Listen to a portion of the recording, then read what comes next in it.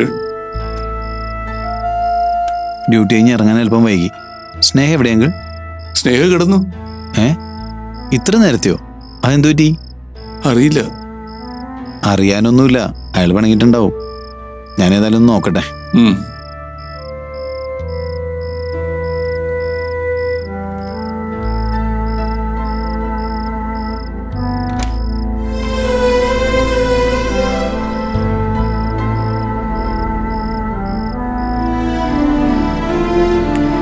ഡോ, എന്തു പറ്റി? ഒന്നുമില്ല. പിന്നെന്താ താൻ ഇത്ര നേരത്തെ മുറി കയറി വാതിലടച്ച്? കാത്തിരുന്നിട്ടും കാര്യമില്ലാന്ന് തോന്നി. എടോ സോറി, കുറച്ച് മുമ്പേ ഇറങ്ങണമെന്ന് ഞാൻ കരുതിയതാ. ഹോസ്പിറ്റലിൽ പെട്ടെന്ന് ഒരു എമർജൻസി വന്നു. അങ്ങനെ പറഞ്ഞ എല്ലാം സിമ്പിൾ ആണല്ലോ. ഞാൻ ആരെയും കൂട്ടി ഒന്ന് പുറത്തു പോവാൻ അവളെ റെഡിയാക്കി ഇരുത്തിയിരിക്കായിരുന്നു. പറഞ്ഞിട്ട് കാര്യമില്ല. അതിനെന്താ, നമുക്കിപ്പോൾ ഇറങ്ങാലോ. ഇപ്പോഴോ? ഇപ്പൊ എന്താ, നൈറ്റ് ട്രാവലിംഗ് നല്ല രസമല്ലേ? താൻ ആരോട് പെട്ടെന്ന് റെഡിയാവാൻ പറ. വേണ്ട, അരുണ് ക്ഷീണം കാണില്ലേ. ഇനി എന്തേലും കഴിച്ചിട്ട് കിടക്കാൻ നോക്ക്. ദേ, ഈ പരാതി ശരിയല്ല കേട്ടോ. പ്രത്യേകിച്ച് തൻ്റെ പ്രിയപ്പെട്ട കൂട്ടുകാരി വരുമ്പോൾ ഞാൻ ആരോട് സോറി പറഞ്ഞേക്കാന്നേ. താനൊന്ന് എണീറ്റ് വന്നേ. വാടോ, വാ, വന്നേ, വാ. അതെ, എനിക്ക് അകത്തേക്ക് വരാമോ? പിന്നെന്താ, ഞങ്ങൾ റൂമിലേക്ക് വരാൻ തുടങ്ങുമായിരുന്നു. എന്താ അരുൺ? ഈ ഭാര്യയും ഭർത്താവും തമ്മിലുള്ള ജീവിതത്തിലെ ചില നിസ്സാര കാര്യങ്ങൾ ചിലപ്പോൾ വലിയ പ്രശ്നങ്ങൾ ഉണ്ടാകും. അതിലൊന്നാണ് പറഞ്ഞ സമയത്ത് ഭർത്താവ് വീട്ടിലേക്ക് എത്താണ്ടിരിക്കുക എന്നുള്ളത്. എൻ്റെ കയ്യിൽ നിന്ന് അങ്ങനെ ഒന്ന് പറ്റിപ്പോയാൽ അതുടനെ തുരുത്തണം എന്നല്ലേ. ആരെന്നെ ഒന്ന് ഹെൽപ്പ് ചെയ്യണം. ഞാൻ എന്ത് ഹെൽപ്പാ ചെയ്യണ്ടേ? താൻ പെട്ടെന്നൊന്ന് റെഡിയായേ, നമുക്ക് പുറത്തേക്കൊന്ന് പോയിട്ട് വരാം. ഇന്ന് നൈറ്റ് മുഴുവൻ നമുക്ക് പുറത്ത് അടിച്ചു പൊളിക്കാം. അയ്യോ അരുൺ, എനിക്ക് അങ്ങനത്തെ താല്പര്യമൊന്നും ഇല്ല കേട്ടോ. ഞാൻ വന്നത് ഇവളുമായി കുറച്ച് ഇരിക്കുക, സംസാരിക്കുക എന്നുള്ള ഉദ്ദേശത്തിലാ. അത് കുഴപ്പമൊന്നുമില്ലടോ, എന്തായാലും ഒന്ന് റെഡി ആയിട്ടോ. ആര്യ ഓക്കെ, ഇപ്പൊ ഇറങ്ങാം നമുക്ക്.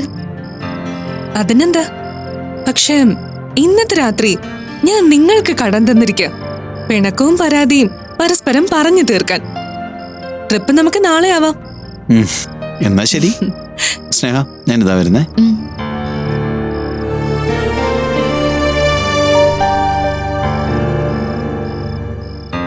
പ്രതിഷേധം ഫലം കണ്ടല്ലോ. പിന്നെ വേറൊരു കാര്യം, സോറി പറയാൻ വരുന്നവരുടെ അടുത്ത് അധികം ബലം പിടിക്കരുത്. 1 2 സോറിക്ക് ശേഷം അതങ്ങ് വിട്ടുകളഞ്ഞേക്കണം. അല്ലെങ്കിൽ പിന്നെ അവർക്കും വാശിയാവും. നീ സ്ഥിരമായിട്ട് എന്റെ കൂടെ തന്നെ നിൽക്കുന്നോ ഇതുപോലെ കാര്യമായിട്ടൊന്ന് ഉപദേശിക്കാൻ? ഇതിന് അഡ്വൈസിന്റെ ആവശ്യമൊന്നുമില്ല. കുറച്ച് പ്രാക്ടിക്കൽ സെൻസ് ഉണ്ടായാൽ മാത്രം മതി.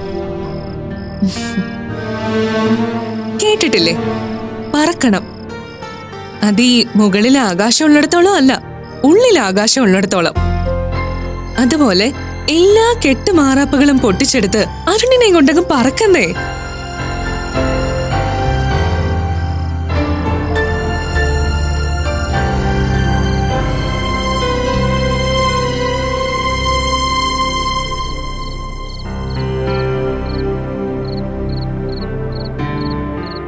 ചേച്ചി, നമ്മൾ നാളെ രാവിലെ അമ്പലത്തിൽ പോകുന്നുണ്ട്. ഞാനില്ല, നിങ്ങൾ പോക്കോ. എന്താ ചേച്ചി വരാത്തെ? എല്ലാരും കൂടെ പോകുമ്പോ ചേച്ചി ഇവിടെ തനിച്ചിരിക്കാനാണോ? എനിക്കിഷ്ടല്ല. ഇങ്ങനെ മാറിയുന്ന ഇഷ്ടം ഉണ്ടാവോ? അപ്പൂപ്പൻ വരുമ്പോ ഇവിടുത്തെ അമ്പലത്തിനെ കുറിച്ചൊക്കെ പറയാറില്ലേ? അപ്പൊ ചേച്ചിയല്ലേ പറയാറ് അവിടെ പോണം തൊഴണോന്നൊക്കെ? ഒന്നുമില്ലടാ, എനിക്ക് എങ്ങോട്ടും പോവാൻ തോന്നില്ല. അതൊക്കെ തോന്നിക്കോളും. ഒരു മണം വരുന്നുണ്ടോ? നോക്ക്, എന്തിന്റെ മണമെന്ന് നോക്കിയേ. എന്തിന്റെ മണമെന്ന് പറയാവോ?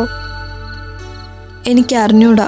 പണ്ടൊരിക്കലേ അപ്പൂപ്പ വന്നപ്പോ നെയ്പ്പുണ്ടാക്കിക്കൊണ്ട് വന്നില്ലേ, ഇത് അതിന്റെ മണവാ.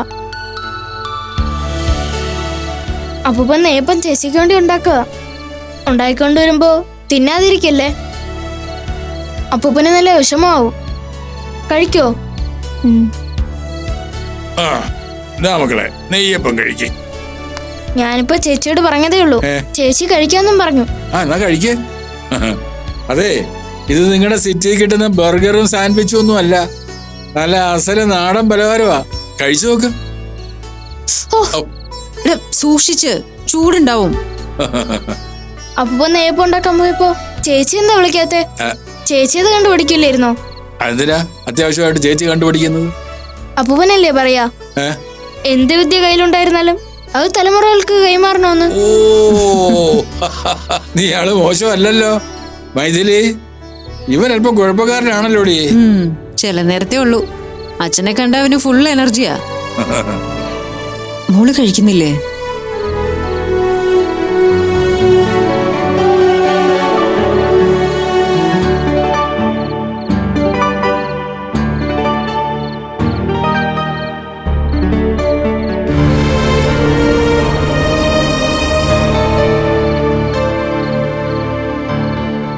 ചേച്ചി ഇഷ്ടമായോ? നല്ലതാ. എന്റെ ദൈവമേ, ഈ നേരം വരെ കിടന്ന് പാടുപെട്ടെങ്കിലും എന്റെ കൊച്ചിനത് പിടിച്ചല്ലോ, അത് മതി.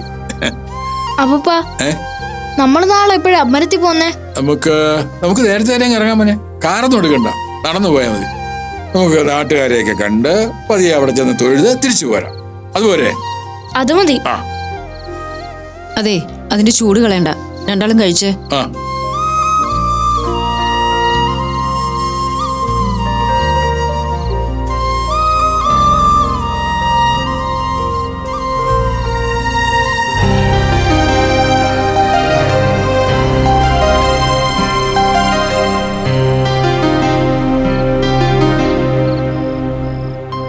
ആവണി,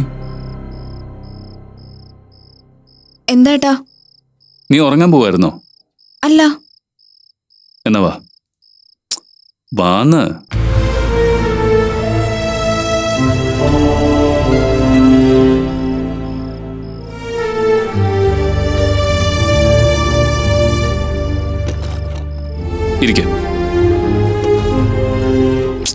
ഇരിക്കടി. നാളെ നമ്മുടെ വീട്ടിലെ ഒരു വിശേഷമുണ്ട്. ഒരു ബർത്ത്ഡേ, നിന്റെ ചേച്ചിയുടെ. നാളെ ചെറിയ രീതിയിലൊന്ന് സെലിബ്രേറ്റ് ചെയ്യാൻ തീരുമാനിച്ചിട്ടുണ്ട്. പ്രത്യേകിച്ചൊന്നുമില്ല, ഒന്ന് കേക്ക് കട്ട് ചെയ്യുക, നമുക്കൊന്ന് പുറത്തു പോവുക, അത്രയൊക്കെ തന്നെ. എന്താ തന്റെ അഭിപ്രായം? എന്നോട് അഭിപ്രായം ചോദിക്കുന്ന എന്തിനാ? അതല്ലേ അതിന്റെ മര്യാദ. നമ്മുടെ വീട്ടിലാകെ 3 പേരല്ലേ ഉള്ളൂ. എന്തെങ്കിലും ചെയ്യുമ്പോ നമ്മൾ പരസ്പരം ആലോചിച്ചിട്ട് വേണ്ട ചെയ്യാൻ. ഏട്ടന്റെ ഇഷ്ടം പോലെ. നീ എന്നോട് പിണക്കാണോ? എനിക്കെന്ത് പിണക്കം? എന്നിട്ട് നീ എന്താ എനിക്കൊരു ബർത്ത്ഡേ വിഷ് പറയാത്തത്? ഇങ്ങനൊരു കാര്യം കേൾക്കുമ്പോ ആദ്യത്തെ മര്യാദ അതാണല്ലോ, കണ്ടില്ല? അത് പിന്നെ ഞാൻ സംസാരിക്കുന്നത് ചേച്ചിക്ക് ഇഷ്ടപ്പെട്ടില്ലെങ്കിലോ എന്ന് വിചാരിച്ചിട്ടാ. കണ്ടോ രഞ്ജിത്തെ, അവളെല്ലാം വെട്ടിമുറിച്ചു. ഇനി ഫോണും വേണ്ട, സംസാരവും വേണ്ട. ഇനി വേണമെങ്കിലേ നാളെ നേരം വെളുക്കുമ്പോ തിരിച്ച് വീട്ടിലേക്ക് പൊയ്ക്കോളാന്നും കൂടി പറയും. അങ്ങനെ ഒരു തീരുമാനം കൂടി ഇല്ലേടി മനസ്സില്? ഉണ്ട്. അതെ, നിങ്ങൾ ചേച്ചിയും അനിയത്തിയും തമ്മിലുള്ള ചെറിയൊരു പ്രശ്നമുണ്ടല്ലോ, അതെന്തായാലും പെട്ടെന്ന് പരിഹരിച്ചോളണം. ഇങ്ങനെ നീട്ടിക്കൊണ്ടുപോകാൻ പറ്റത്തില്ല.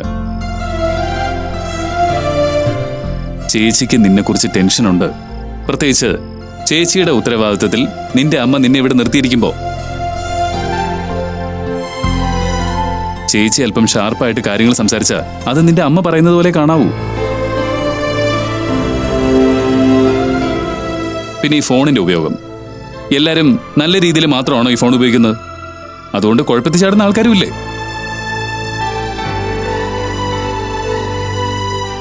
എടീ, തുടക്കത്തിൽ തന്നെ നിന്നെ ഒന്ന് നിയന്ത്രിക്കാൻ ശ്രമിക്കുമ്പോൾ ചിലപ്പോൾ നീ അത് മനസ്സിലാക്കുന്നത് വേറെ രീതിയിലായിരിക്കും. നിന്റെ ചേച്ചിക്കാണെങ്കിൽ കോംപ്രമൈസിന്റെ രീതിയിൽ സംസാരിക്കാനേ അറിയില്ല. ഇത് വെച്ചോ. വേണ്ട.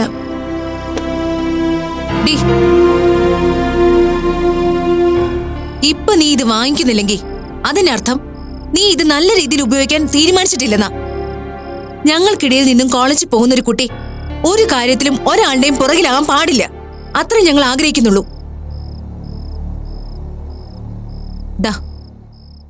നീ നിന്റെ അമ്മയുടെ ആഗ്രഹങ്ങളെ സാധിച്ചു കൊടുക്കണം. പഠിച്ച് കൊള്ളാവുന്ന ഒരു ജോലിയിലെത്തണം. ഉത്തരവാദിത്തങ്ങൾ എന്നെ ഏൽപ്പിച്ചതുകൊണ്ടാ കൂടുതൽ നിന്നെ ഞാൻ ശാസിക്കുന്നത്.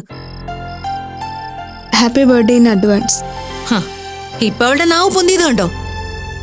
എങ്കി ഓക്കെ, ചേച്ചിയുടെ അടുത്ത ബർത്ത്ഡേ പൂർണ്ണമായും നടത്തിപ്പ് ചുമതല നിന്നെ ഏൽപ്പിക്കാനാണ് തീരുമാനിച്ചിരിക്കുന്നത്. 1 വർഷം ഗ്യാപ്പ് ഉണ്ടല്ലോ പ്ലാൻ ചെയ്യാൻ. എന്നാ പിന്നെ നീ മുറിയിലേക്ക് പോയിക്കോ. ഞാൻ ചെന്ന് ഇപ്പൊ തന്നെ മൊബൈലിൽ കയറാൻ തുടങ്ങും. ഇനിയിപ്പൊ എന്തായാലും നീ അത് ചെയ്യില്ല. ചെല്ല്.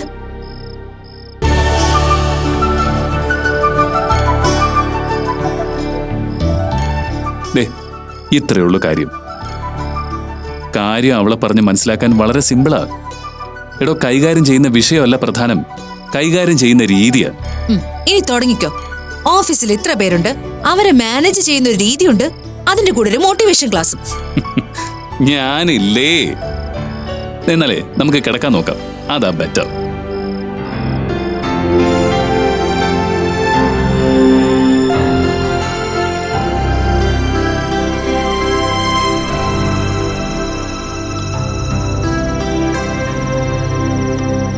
ഡോ, എങ്ങനെയുണ്ട് ആര്യ വന്നതിന് ശേഷമുള്ള സ്നേഹ? കളിയും ചിരിയൊക്കെ ആയിട്ട് അങ്ങനെ അങ്ങ് പോകുന്നു. ഇങ്ങനെയൊക്കെ പറയുന്നുണ്ടെങ്കിലും തന്റെ മുഖത്തൊരു സന്തോഷമില്ലല്ലോടോ. എങ്ങനെയുണ്ടാവും? സത്യം പറഞ്ഞ ആ കുട്ടി എനിക്ക് പേടിയാ. സ്നേഹിക്കുള്ള സകല ഉപദേശങ്ങളും അവളാ കൊടുക്കുന്നത്. ആ, താനത് വിട്ടുകളടോ. ഈടോ രംഗനാഥ, സ്നേഹ എത്ര കോളുകൾ വിളിക്കുന്നു, എത്ര കൂട്ടുകാരികളെ വിളിക്കുന്നു. അതിലൊന്ന് ഔചാരിതമായിട്ട് താൻ കേട്ടു, അത്രയല്ലേ ഉള്ളൂ. അതെ ഫാദർ, ഞാൻ ഫാദറിനോടൊന്ന് ചോദിച്ചോട്ടെ. അരുൺ ഈ അടുത്ത കാലത്ത് വന്ന മാറ്റത്തില് ഫാദറിന് ടെൻഷൻ ഇല്ലേ? അങ്ങനെ ചോദിച്ചാ പറയൂ ഫാദർ. എടോ, നമ്മൾ ഈ അച്ഛനമ്മമാരുടെ നോട്ടത്തിലും അവര് പരസ്പരം നോക്കുന്നതിലും വ്യത്യാസമുണ്ട്. അച്ഛനമ്മമാർ അതുവരെ നോക്കിയിരുന്ന പാതയിൽ നിന്ന് അവരൊന്ന് വ്യതിചലിക്കുമ്പോൾ ഒരു ചെറിയ പ്രയാസമൊക്കെ തോന്നും. അരുണിന്റെ കാര്യത്തിൽ എനിക്ക് അങ്ങനെ തോന്നിയത്, അവന് ജീവിതത്തിലുണ്ടായിരുന്ന ഒരു കൃത്യത അവൻ മറന്നു പോകുന്നു എന്നുള്ളടത്താ. പ്രത്യേകിച്ച് ഹോസ്പിറ്റലിലെ കാര്യങ്ങൾ. ഉത്തരവാദിത്തങ്ങളും തെല്ലിട വിട്ടുമാറാത്തവനായിരുന്നു. പക്ഷേ ഇപ്പൊ എന്തോ മൈഥിലിക്ക് കൂടെ കൂടെ അവനെക്കുറിച്ച് പരാതി പറയേണ്ടി വന്നിരിക്കുന്നു. അതിന്റെ കാരണമാണ് ഇപ്പൊ ഈ വന്നിരിക്കുന്ന പെൺകുട്ടി. ഇവർക്കൊന്നും ബന്ധങ്ങളുടെ വില അറിയില്ല. സ്നേഹമോള് മുമ്പ് കുറച്ചുനാള് മൈഥിലിയെ അരുണിനെയും ചേർത്ത് ചില കാര്യങ്ങൾ പറഞ്ഞിരുന്നില്ലേ? ആര്യയുടെ സംസാരവും കൊളുത്തി നിൽക്കുന്നത് അവിടെ തന്നെയാണ്. സ്വാഭാവികമായിട്ട് എന്താ സംഭവിക്കുക? മൈഥിലിയോട്ടുള്ള അകലം കൂടിക്കൊണ്ടേയിരിക്കും. ചിലപ്പോൾ അവർ തമ്മിൽ കടുത്ത വഴക്കിലേക്ക് കാര്യങ്ങൾ നീങ്ങിയെന്നും വരാം. ഡോ രംഗനാഥ, താൻ അത്രയ്ക്കൊന്നും മുന്നോട്ട് കടന്ന് ചിന്തിക്കണ്ട. ആര്യയോട് ഞാനൊന്ന് സംസാരിച്ചാലോ ഫാദർ? എന്തു സംസാരിക്കാനാടോ? ഇത്തരം ഇടപെടലുകൾ ഇന്ന് വിലക്കണം. അരുണിന്റെയും സ്നേഹയുടെയും ജീവിതം അവർക്ക് മാത്രമായി വിട്ടുകൊടുക്കാൻ പറയണം. ഏടോ, അതെങ്ങനെയാടോ തനിക്ക് പറയാൻ പറ്റുന്നത്? എനിക്കതിൽ വലിയ വിശ്വാസമൊന്നുമില്ല. ഞാൻ പറയും ഫാദർ, സ്നേഹയുടെ സ്വഭാവം എനിക്ക് വ്യക്തമായിട്ട് അറിയാം. ഒരു തീ ഉരച്ചു കൊടുക്കാൻ ആളുണ്ടെങ്കിലേ അവളങ്ങ് ആളി കത്തും. എന്റെ മകൾക്കൊരു സാധാരണ ജീവിതം മതി. ഭർത്താവിനോട് നന്നായി പെരുമാറി ജീവിക്കുന്ന ഒരു കുടുംബിനിയുടെ സാധാരണ ജീവിതം. അത്രയ്ക്കുള്ള ആഗ്രഹങ്ങളെ എനിക്കുള്ളൂ. പിന്നെ ആര്യോട് ഞാൻ സംസാരിക്കുമ്പോൾ ഫാദർ കൂടി ഇവിടെ ഉണ്ടാവണേ. ഞാനോ? അതിന്റെ കാര്യമൊന്നുമില്ലടോ. എടോ, സ്നേഹയുടെ അച്ഛനെന്ന നിലയ്ക്ക് താൻ എന്തെങ്കിലും പറഞ്ഞാല് ചിലപ്പോൾ ആ കുട്ടി ഉൾക്കൊള്ളുമായിരിക്കും. പക്ഷേ അതിനിടയിൽ എന്റെ സ്ഥാനം ചോദ്യം ചെയ്യപ്പെട്ടാലോ? ഇല്ല ഫാദർ, ഫാദർ അരുണിന്റെ രക്ഷിതാവല്ലേ. നമ്മളിത് ചെയ്തേ പറ്റൂ.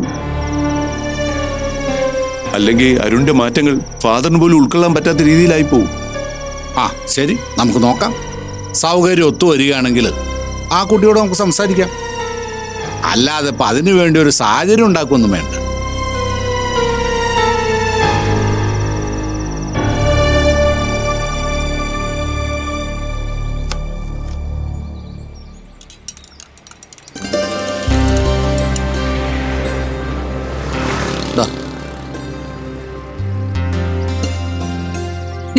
അവരെന്താ പറഞ്ഞേ? അവരതിനെ കുറിച്ച് അറിഞ്ഞിട്ടില്ല. ഓ, അങ്ങനെയായിരിക്കും. എടോ ആര്യ, ഞാനൊരു കാര്യം ചോദിക്കട്ടെ? എന്ത് പറ്റി? സ്നേഹ ഇത്ര സന്തോഷമായിട്ട് ഞാൻ ഇതുവരെ കണ്ടിട്ടില്ല. ഇവളുടെ നേച്ചർ ഇതാ.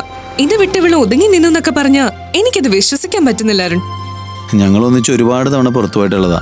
പക്ഷേ അന്നൊന്നും സ്നേഹ ഇത്ര എനർജറ്റിക് ആയിട്ട് ഞാൻ കണ്ടിട്ടില്ല. അതെന്താ കാര്യം എന്നറിയോ? ഇവളെ ഞാൻ എപ്പോ കണ്ടാലും അപ്പൊ ഞാൻ നേരെ കോളേജ് ഹോസ്റ്റലിൽ എത്തും.